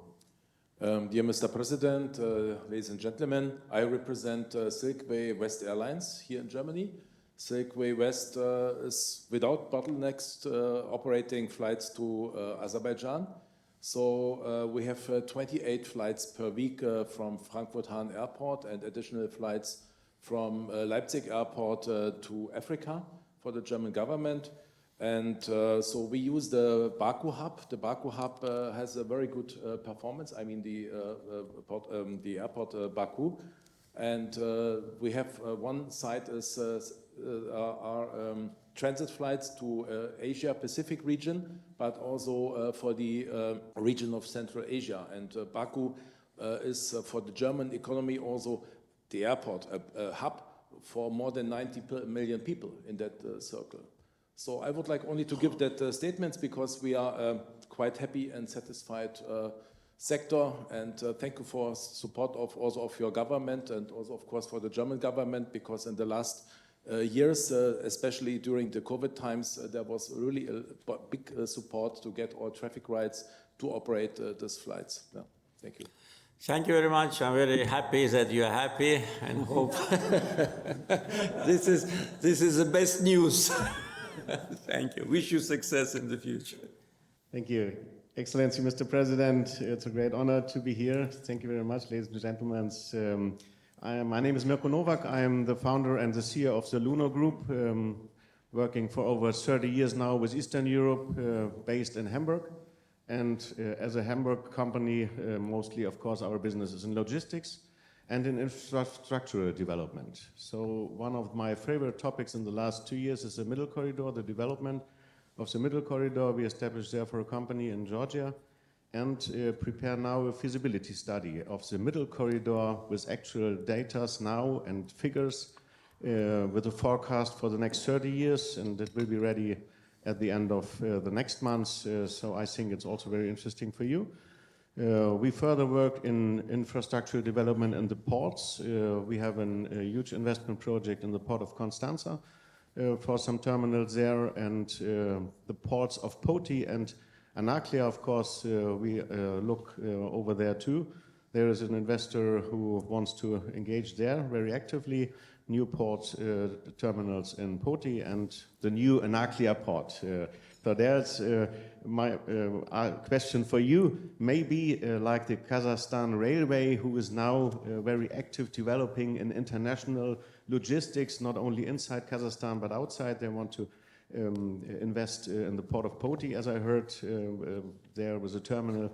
Maybe if Anaklia will come, I don't know exactly the figures now, but hopefully it will be attractive. Maybe it's interesting for Azerbaijan too to have a new connection to the Black Sea. So that will be very interesting. We are there very active, and I will be happy if there is some interest to be their key player in this. With your port, of course, Baku, we also work together with the CO. We spoke so many times about how we can connect Hamburg port more to the port of Baku. So I'm very happy to be also there in the next future. Thank you. Thank you. I was informed about project with respect to Anaklia port in Georgia some maybe 6-7 years ago, if I'm not mistaken. And we started actually to evaluate the possibility of being co-investor. We've been invited by Georgian government to be a co-investor, but then Anaklia port project was cancelled, you know it. And now we heard that it's again coming back. So we have to look at again, because probably there were reasons why it was cancelled and reasons why it is now rebirth. So we, of course, if we have some information about the composition of investors, the shares of investors, who will be the co-investor, for us it will be interesting to look at this capability, because now with respect to this new direction across the Caspian, what we discussed today, there will be, of course, need to expand seaports on the Black Sea. And also I'd like to say that our Caspian shipping company, ASCO, it has the vessels in the Black Sea, and they have plans to acquire more vessels, because not only in the Caspian they operate, but in the Black Sea. But in the Black Sea their operation is relatively modest. But we think that there is a big potential for Azerbaijan Caspian shipping company to be more visible in the Black Sea, because I know that there are plans to build new vessels in the Black Sea between European ports and Georgian ports and Ro-Ro vessels and others. And Caspian Shipping Company of Azerbaijan has potential. It has a governmental support.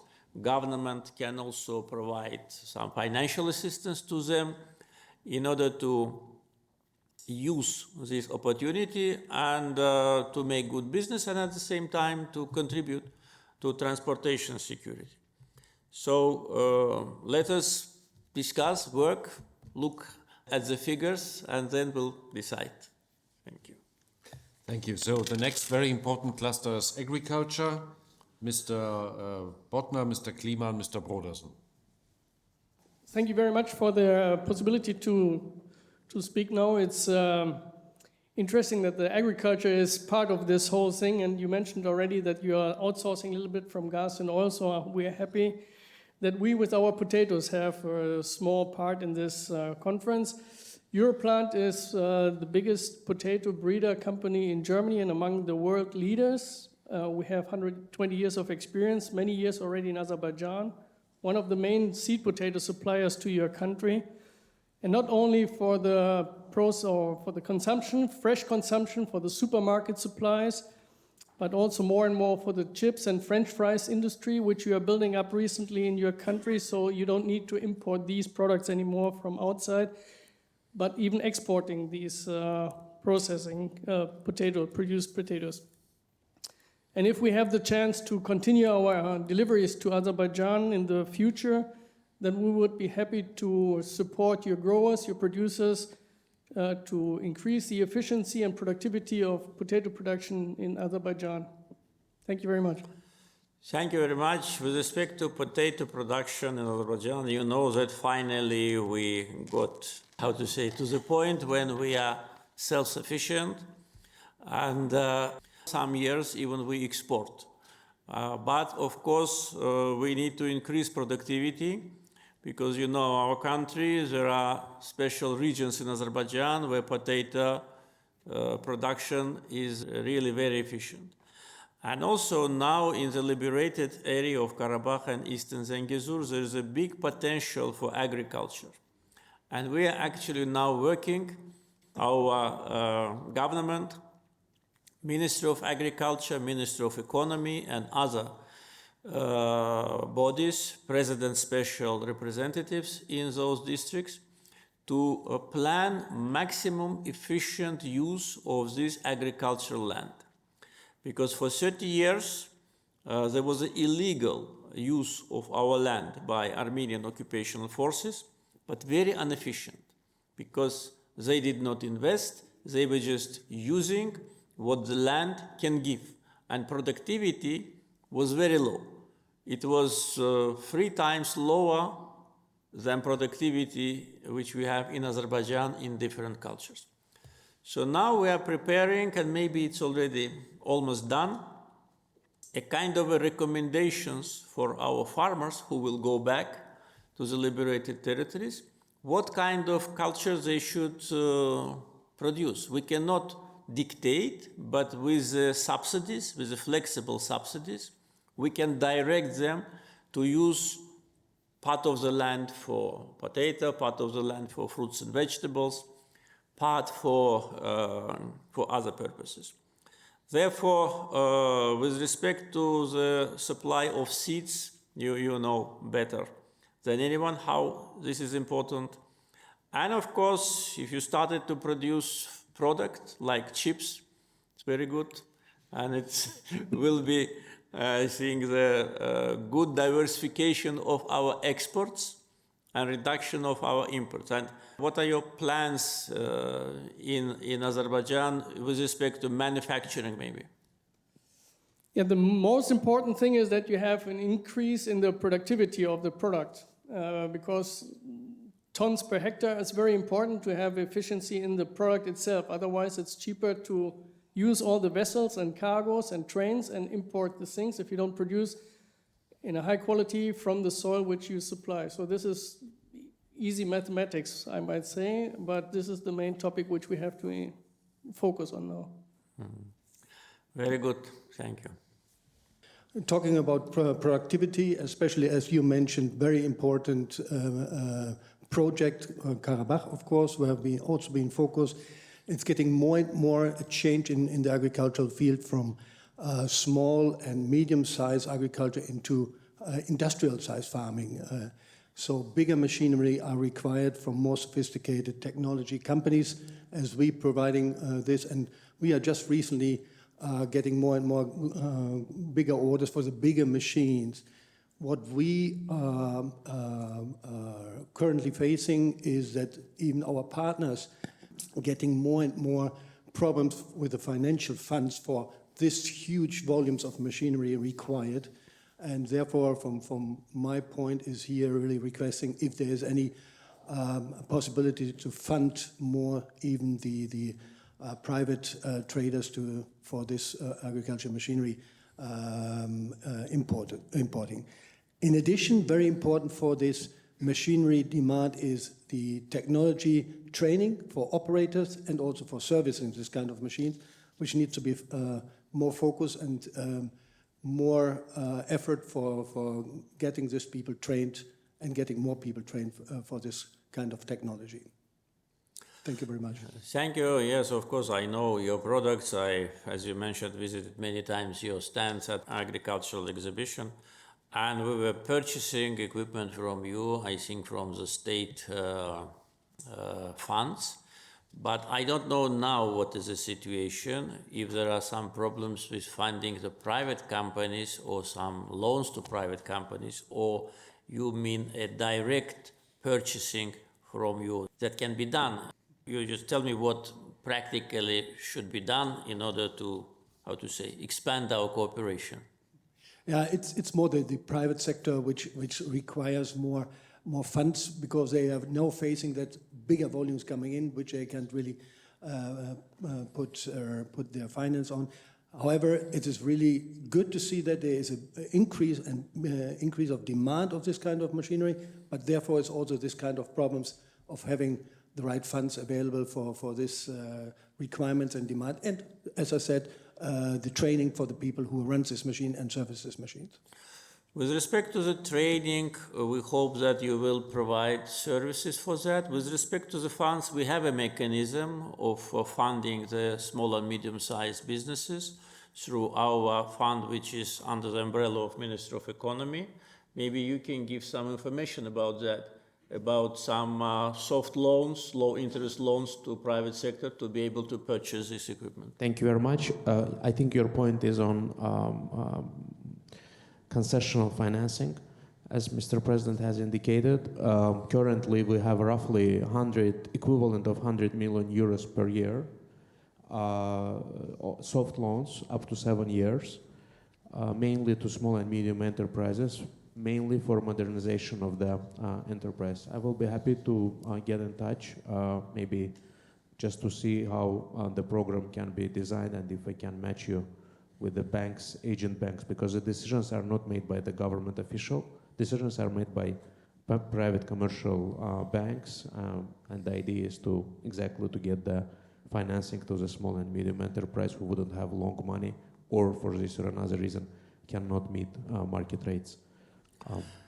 Also, I think it will be good if you look at the opportunity to create a service center in Karabakh, because we have two industrial zones in Karabakh, one in Agdam region, another in Jabrail region, and there are already service centers of some machinery in the process of construction. I think they'll be good from all points of view, because I think class is maybe the most popular agricultural equipment, tractors and combined, the most popular in Azerbaijan. And there's a big potential because there'll be a lot of agricultural activity in that area.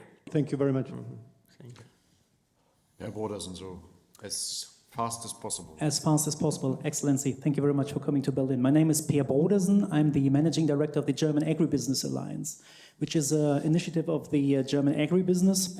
And we've been talking already about natural resources, about renewable energy, and talking about this without mentioning agriculture. That's completely incomplete. Your country is doing a very good job in producing pomegranate, for example, tomatoes, even sugar beets at the moment. However, I had a look at the numbers. In 2021, Azerbaijan had to import wheat, for example, and vegetable oil for more than $300 million a year. And we would like to team up with you to enlarge productivity and secure self-sustainability in your country, in the countryside, to create more jobs in those rural areas. And you mentioned the phenomenon of climate change, irrigation problems. The German Agribusiness Alliance can serve as your partner for modernizing Azerbaijan's agricultural sector, and I would be very glad to team up with you and your colleagues for future and enhanced dialogue. Thank you. Thank you very much. You touched on a very important issue with respect to irrigation. Until relatively recently, we had a very chaotic situation in that area, especially with respect to the absence of meters on our water reservoirs, and also unfair distribution of water resources among the farmers. And this was bad management and also a lot of wrongdoing. So now we established a special governmental commission which deals with these issues, and the monitoring of our water reservoirs is on a daily basis. So that was first thing. Now we need to apply new technologies with respect to efficient use of water, because, as I said, every day we have drought. I think it's already 5th or 6th year that we have drought. It was never like that before, because before it was 1 year it was good, 1 year it was bad, it was kind of compensation, but now it's endless process. And less rivers, water in our rivers. So modern irrigational system which will save water are needed. Plus many canals which we have were built during the Soviet times, and they are not concrete canals, they are not pipe canals, they're just sand, land. And of course, there's a penetration of water, there's a lot of losses, plus the soil becomes absolutely useless.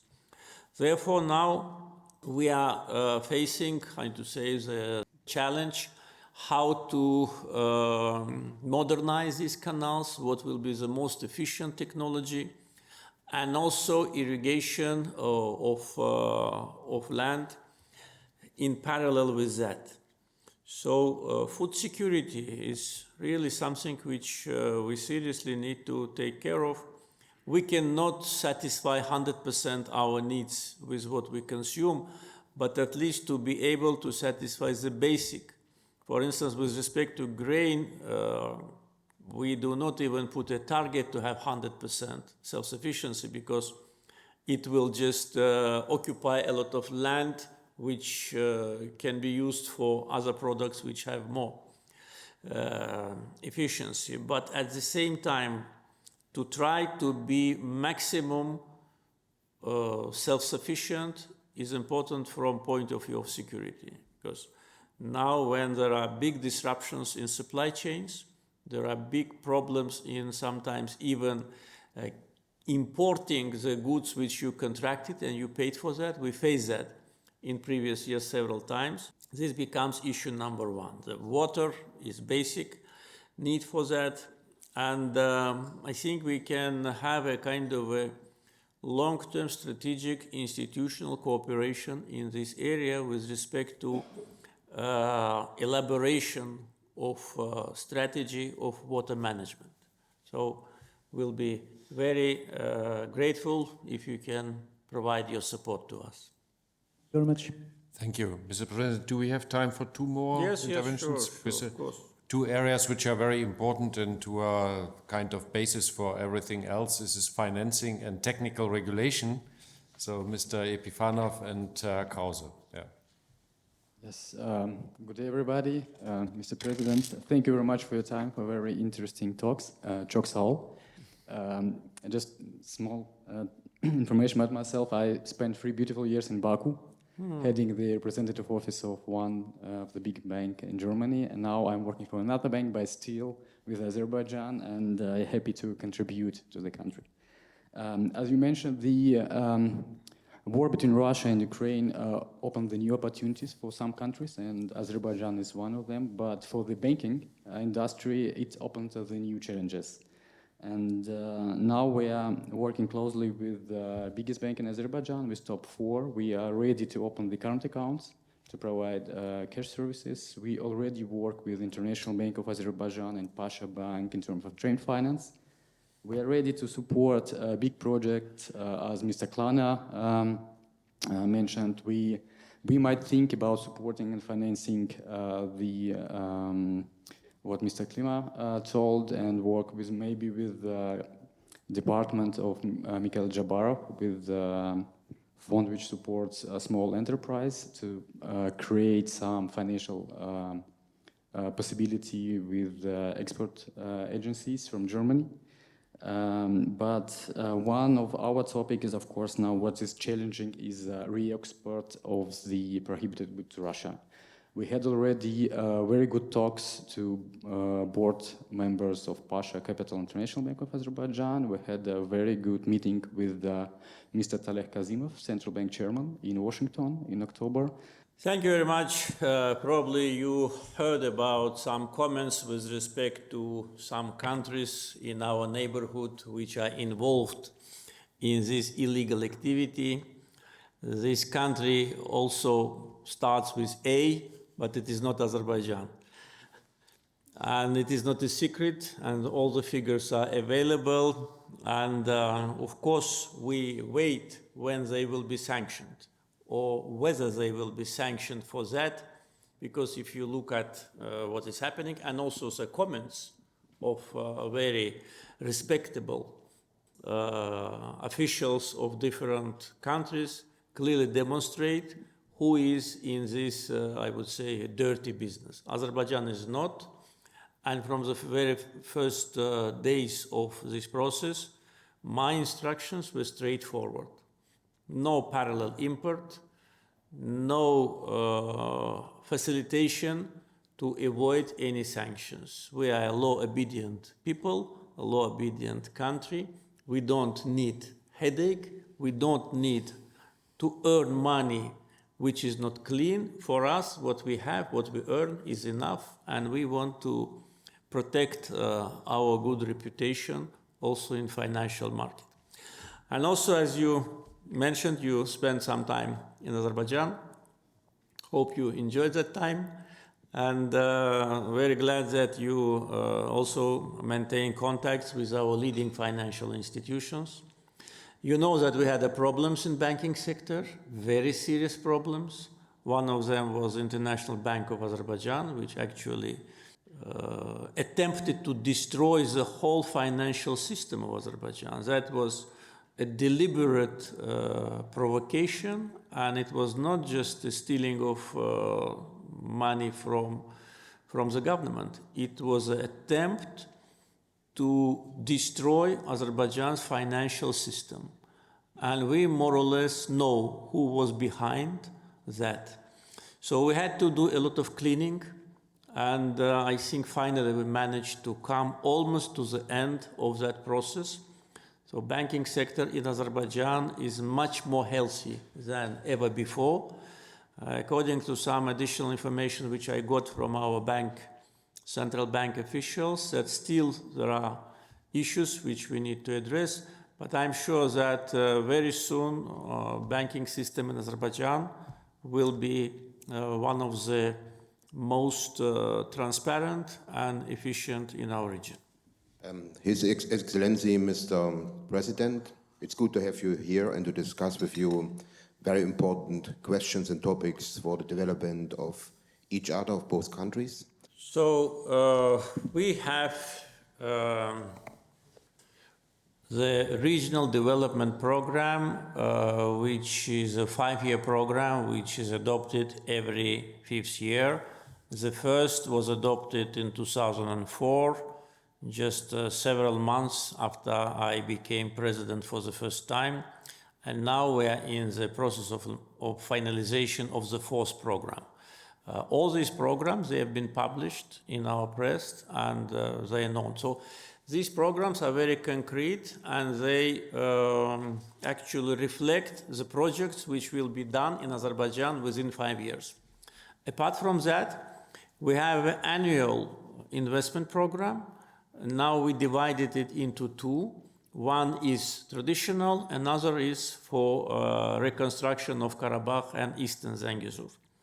So all the information about the projects which will be implemented this year and next years are with the Minister of Economy. The Minister is here. You can discuss with him later maybe more practical issues. At the same time, as I said before, we already approved the National Strategy of Development until 2030 with 40 to 50 billion US $ investment. Most of that investment will be state funded. But at the same time, it will be private-public partnership projects also. Therefore, concrete projects which we will implement and we need to implement, we have in our minister's, I'm sure, notebook. So, more than welcome to participate in them. Mr. President, thank you very much. Thank you very much for your time. We even extended our time frame. This is, we know your schedule. That's why it's really, again, a great honor. I think we completely achieved our goal. We have a very long list of follow-up projects. Maybe let me mention just some of them. I think green energy is one of the priorities. It goes without saying, I would say, having in mind the big potential of your countries.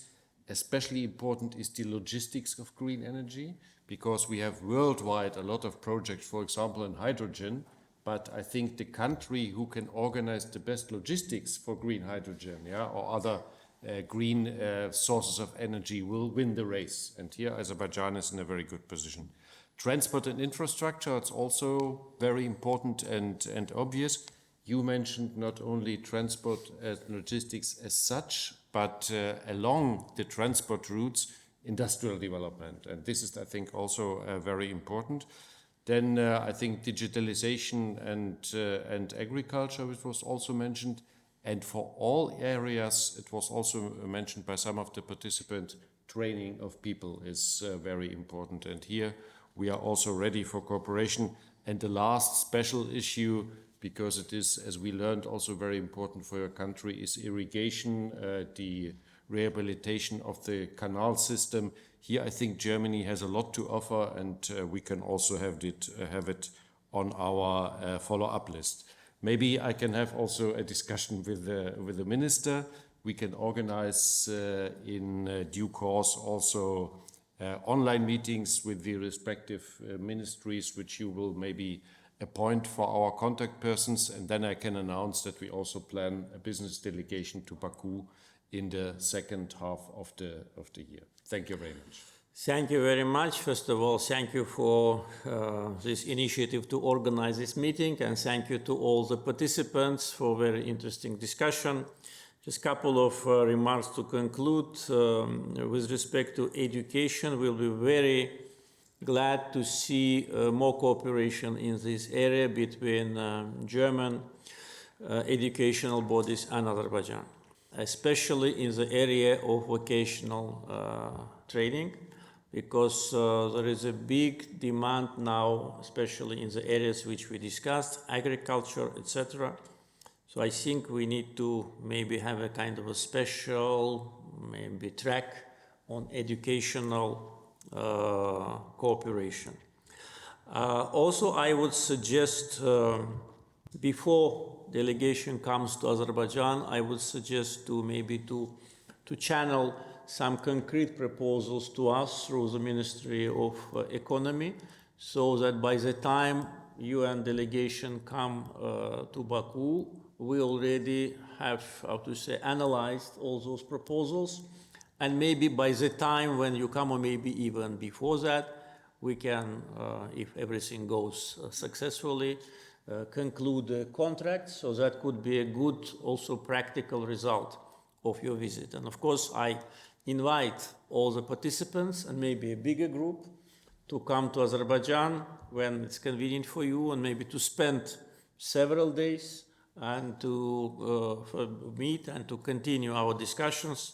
I'm really looking forward to have a very strong partnership between Germany and Azerbaijan in the area which we discussed and beyond. Thank you very much for your attention and for your patience.